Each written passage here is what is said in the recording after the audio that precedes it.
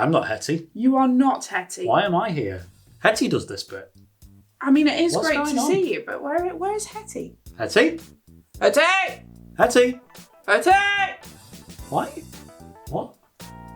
I mean, it's nice to see everyone, yeah. but what are we going to do without Hettie?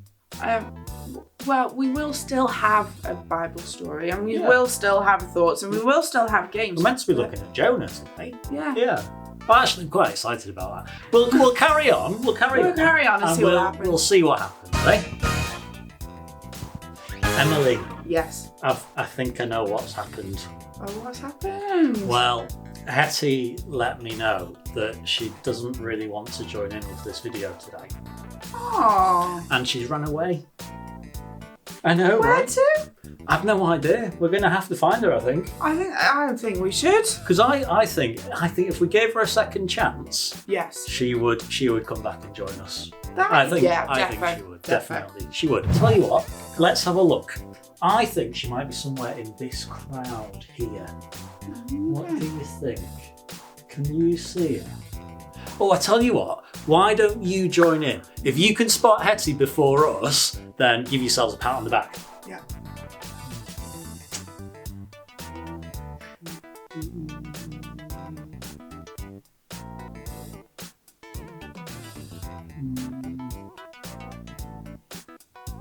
Oh, there she is. There.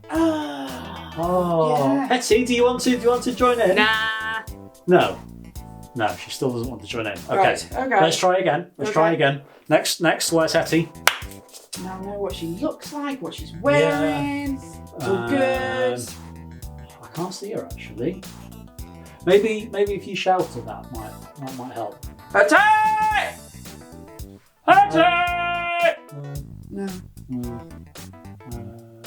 There she is! Oh, she's there! Yes! Hettie, do you want to join us?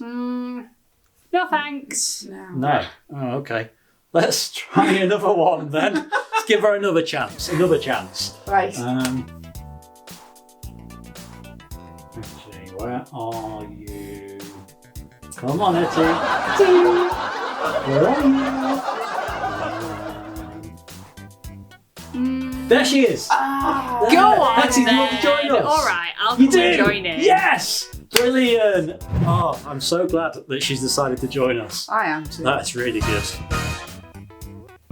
Do you know what time it is, Emily?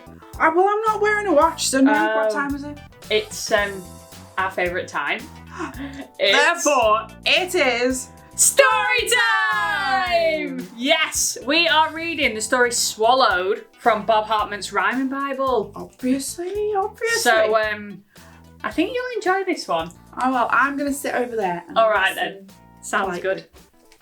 The Ninevites were nasty. They were cruel and no good. God sent his prophet Jonah to tell them where they stood.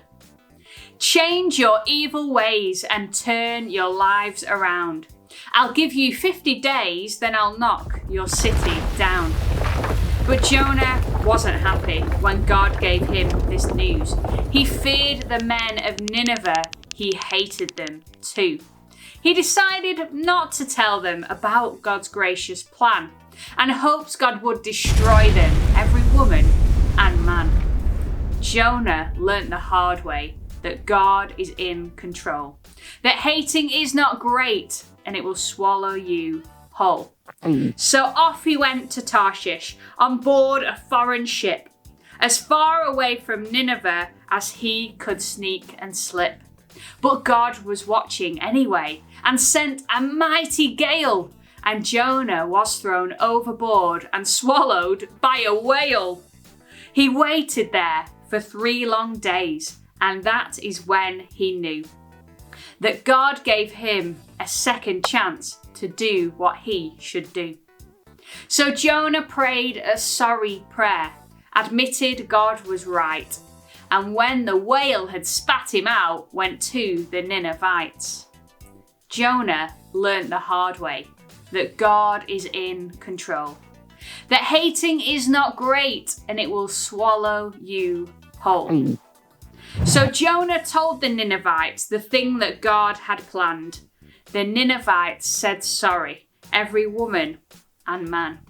But Jonah was not happy. His heart still filled with hate. He muttered and he moaned, for he knew God's love was great. I knew that you would save them, Jonah grumbled to God. And God replied, but Jonah, tell me why you think that's odd. I offer my forgiveness, for that is my delight, even to a people that does not know wrong from right.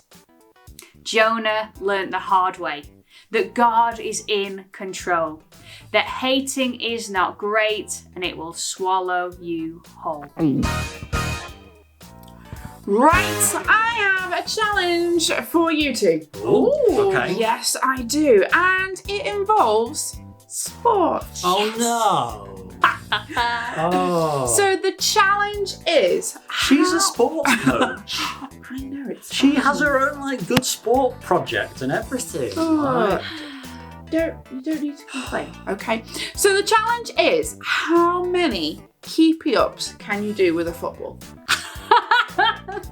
Brilliant. Okay? You laugh at me. I might be secretly very good at this. It would be a big secret, yeah. I would be You a never massive know. secret. It's Anyway, good. let's find out who We should wins. have left her in the pictures.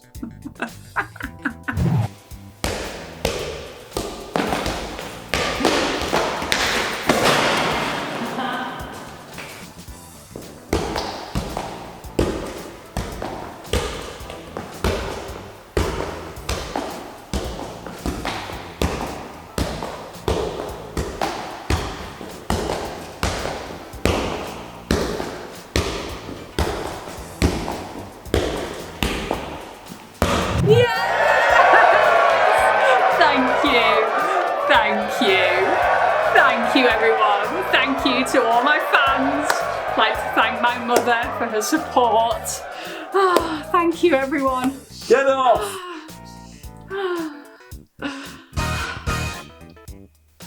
So in this Bible story, we hear of this guy called Jonah, and God gave him a job to do.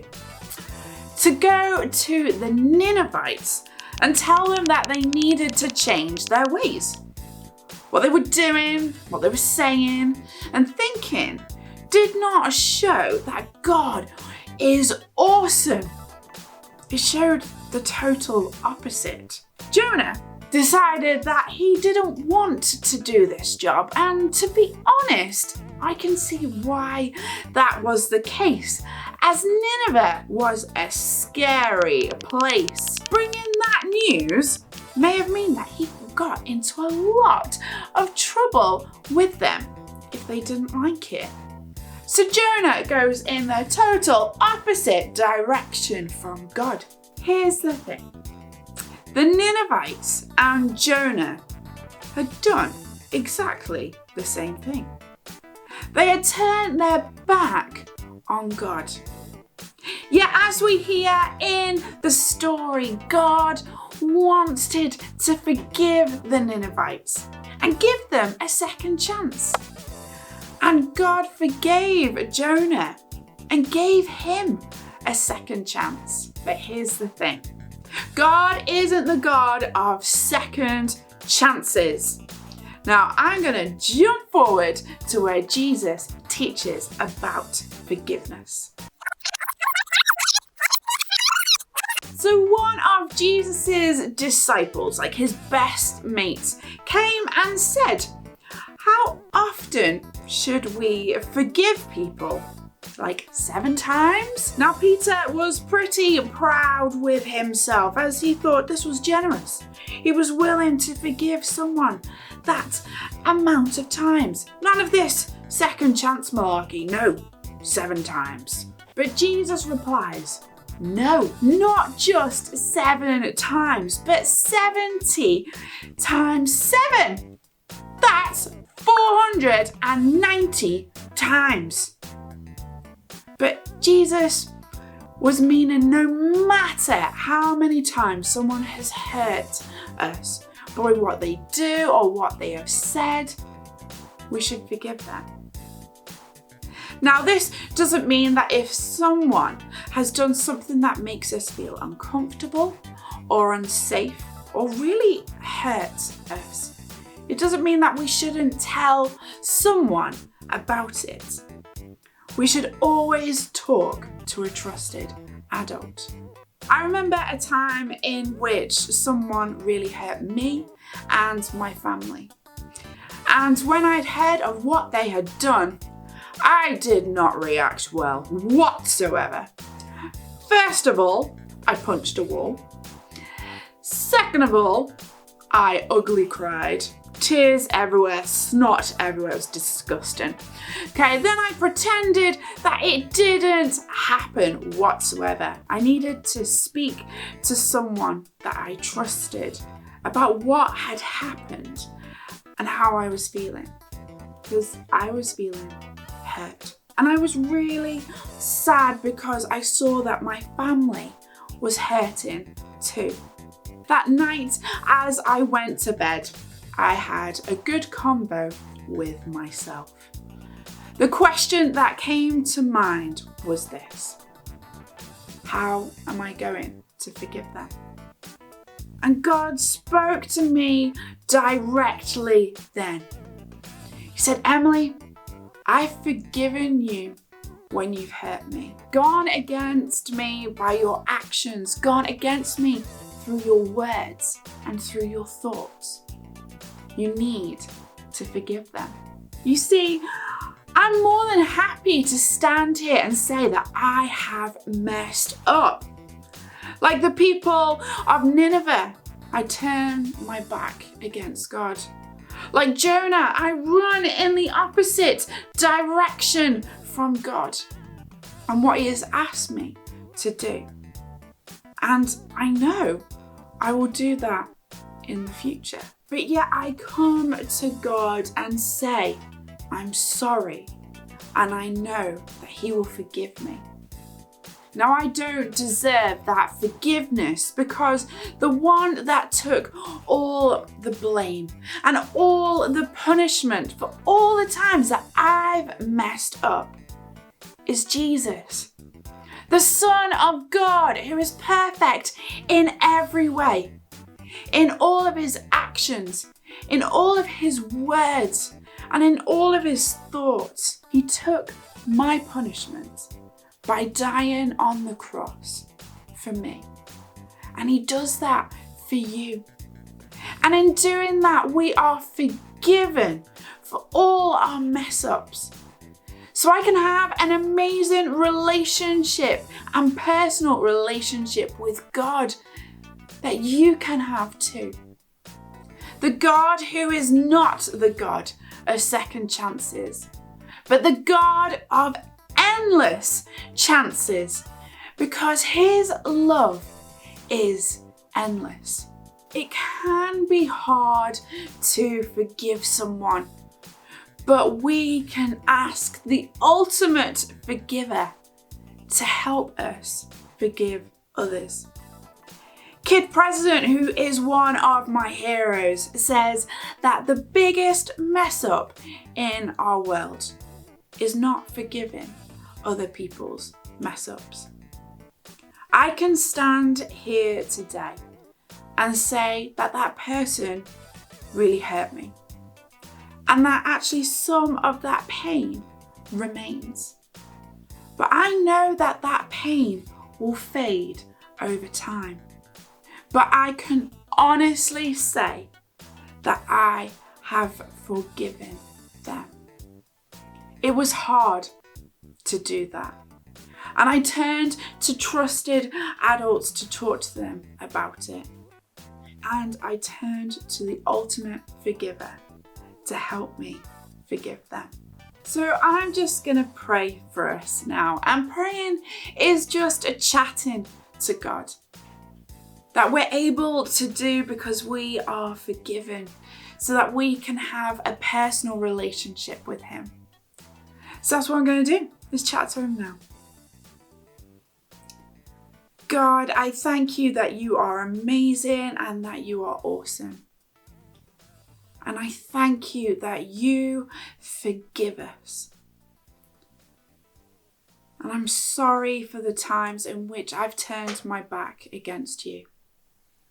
That the things that I have done, the things that I have said, and the things that I have thought are not what you want. They aren't things that say how amazing you are. I'm really sorry. And God, I ask that you help me to forgive the people that have hurt me. And help me to know who to talk to about those times in which I've been hurt and feel uncomfortable and unsafe.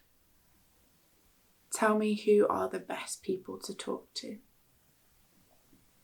I thank you that you are the God of endless chances because your love is endless. Amen.